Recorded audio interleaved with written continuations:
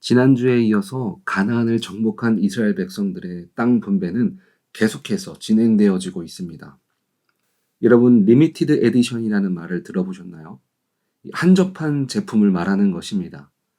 한정판 제품으로 희소성을 높여서 구매 욕구를 끌어올린다라고 합니다.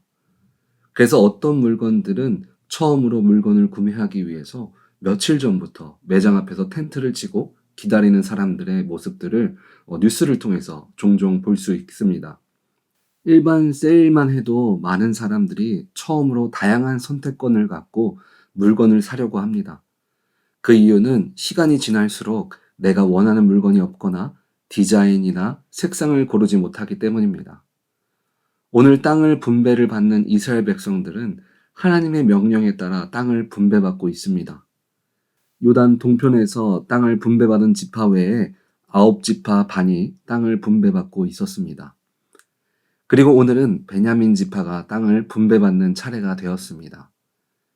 12지파가 땅을 분배받는 땅은 가나안으로 한정되어져 있었습니다. 시간이 지날수록 내가 받아야 할 땅이 내가 희망하는 것과 다르게 또는 원하지 않는 것들을 받을 수도 있는 그런 상황을 갖고 있습니다. 한 지파씩 땅을 받고 그 자녀들이 땅을 분배해서 받을 때마다 남은 지파 사람들은 내 땅은 어느 곳에 받게 될까? 남들이 더 많이, 더 좋은 땅을 가져가서 나는 이상한 땅을 받으면 어떻게 하지? 내가 노력한 만큼 대가를 받을 수는 있을까? 하는 조급한 마음을 가질 수도 있었을 것입니다.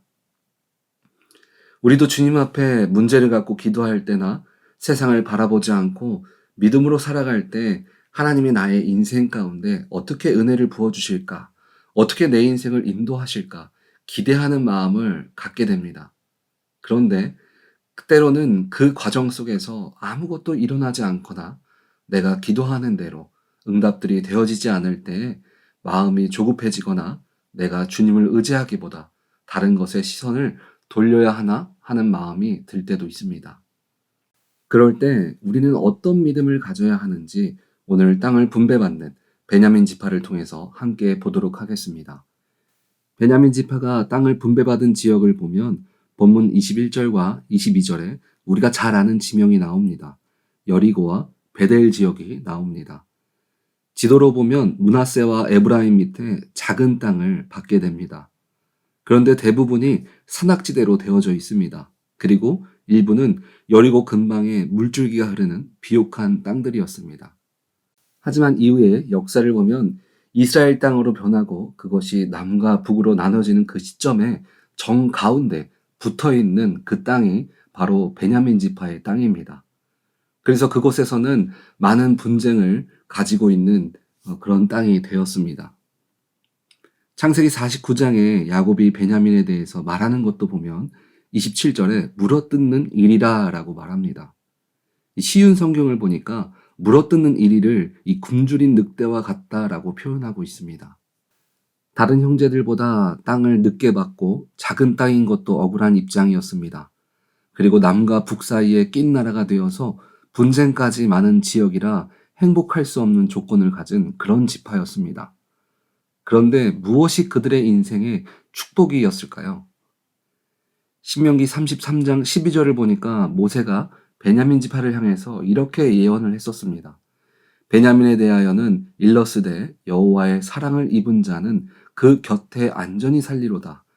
그를 날이 마치도록 보호하시고 그를 자기 어깨 사이에 있게 하시리로다.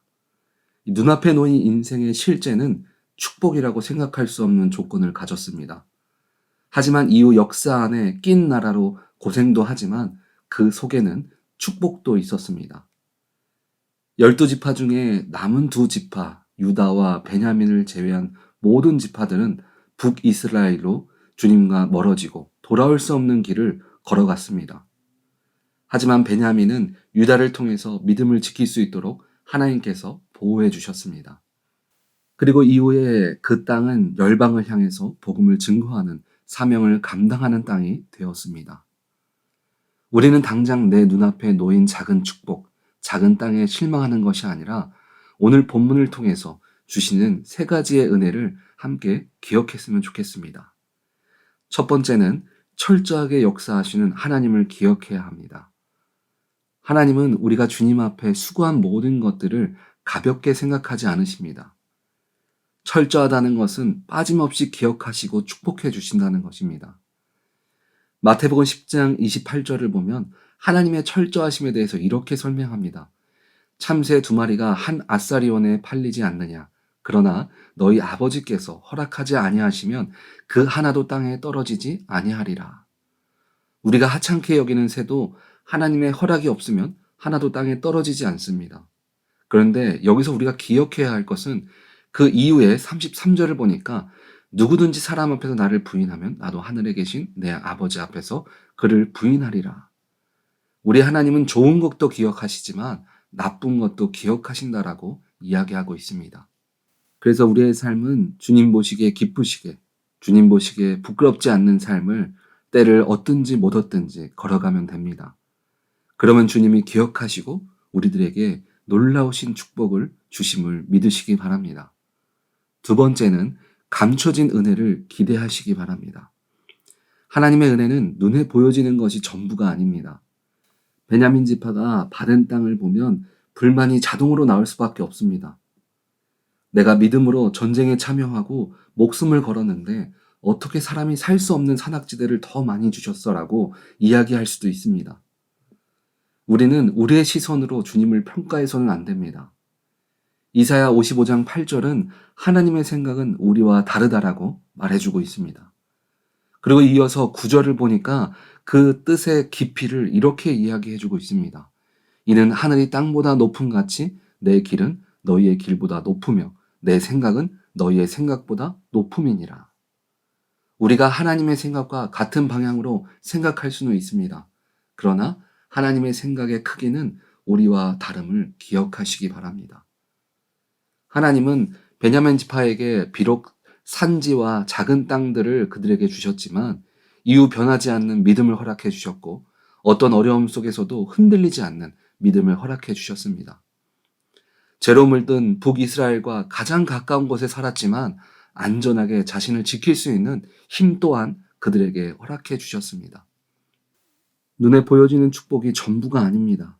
보이지 않는 더 깊은 주님의 은혜를 기대하며 믿음으로 나아가시기 바랍니다. 우리가 믿음을 지키고 그 뜻대로 살아가고 있다면 주님은 반드시 기쁨으로 단을 거두게 하심을 기억하시기 바랍니다. 세 번째는 늦은 비의 축복처럼 새로운 시작이 되게 하십니다. 팔레스타인에는 1년에 2번의 비가 온다고 합니다. 그것을 이른 비와 늦은 비라고 합니다. 그 중에 늦은 비는 봄비라고 부르기도 합니다. 그 봄비는 곡식의 결실을 좌우하는 중요한 비입니다.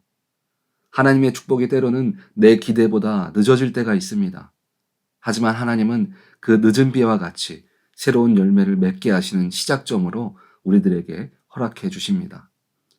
그래서 우리들은 최고의 의인이라고 말하는 욥이 자신의 입술로 주님을 욕되게 하지 않은 것처럼 우리의 입술은 주신 것에 감사하는 입술이 되어야 합니다.